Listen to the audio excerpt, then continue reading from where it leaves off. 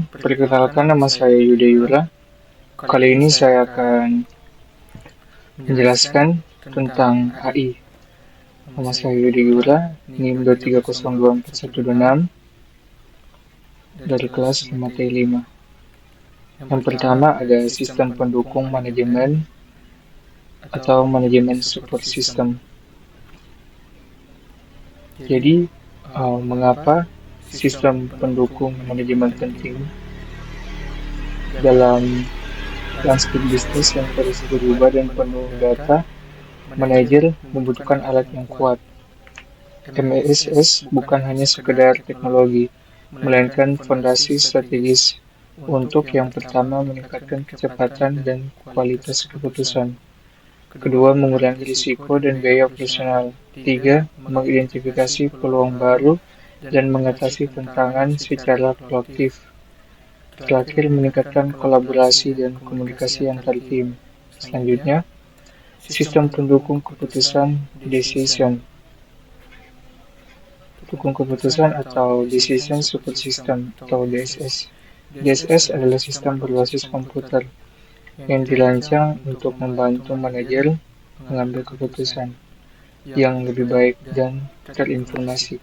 DSS tidak menggantikan pembuat keputusan, melainkan memberikan data yang relevan, model analitis, dan antarmuka yang mudah digunakan untuk eksplorasi bagaimana jika. Contoh aplikasi DSS meliputi perencanaan keuangan, analisis investasi, optimasi logistik, dan penetapan harga produk. Selanjutnya, sistem pendukung kelompok atau Group Support System yang disingkat GSS.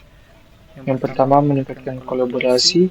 GSS memfasilitasi komunikasi dan interaksi yang efektif antar anggota tim atau kelompok dalam pengambilan keputusan.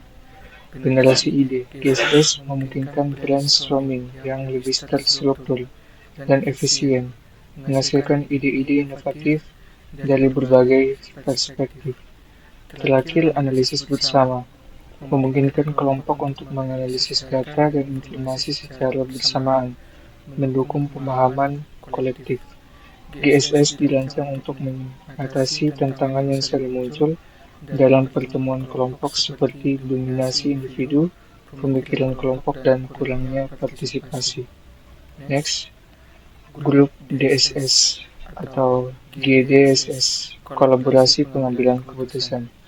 GDSS adalah evolusi dari DSS yang mengintegrasi fitur-fitur DSS ke dalam lingkungan kelompok. Ini berarti kelompok tidak hanya berkolaborasi, tetapi juga memiliki akses ke model analitis dan data untuk mendukung keputusan mereka. Fitur utama GDSS meliputi yang pertama, anonimitas untuk memfasilitasi ide-ide bebas. Kedua, alat voting dan peringkat untuk konsensus. Terakhir, basis data dan model untuk analisis real time. Selanjutnya, sistem informasi eksekutif atau Executive Information System, disingkat AIS. AIS adalah sistem informasi dirancang khusus untuk memenuhi kebutuhan informasi tingkat atas para eksekutif dan manajemen senior. Yang pertama, gambaran cepat, menyediakan ringkasan kinerja perusahaan secara menyeluruh dan mudah dipahami. Kedua, drill down capability, memungkinkan eksekutif untuk menggali detail data lebih dalam, dari ringkasan hingga laporan rinci. Terakhir, fokus eksternal, mengintegrasikan data internal dengan informasi eksternal seperti tren pasar dan data kompetitor. Jadi, AIS membantu eksekutif memantau indikator kinerja utama atau KPI, mengidentifikasi tren, dan merumuskan strategi jangka panjang. Sistem pakar atau expert system (ES). Sistem pakar meniru kemampuan pengambilan keputusan seorang ahli manusia dalam domain tertentu. ES menggunakan knowledge base dan mesin inferensi engine untuk memberikan saran dan solusi. Contoh penggunaannya. Yang pertama, diagnosa medis, menganalisis gejala pasien untuk menerangkan kemungkinan penyakit. Perencanaan keuangan, memberikan rekomendasi investasi berdasarkan profil risiko.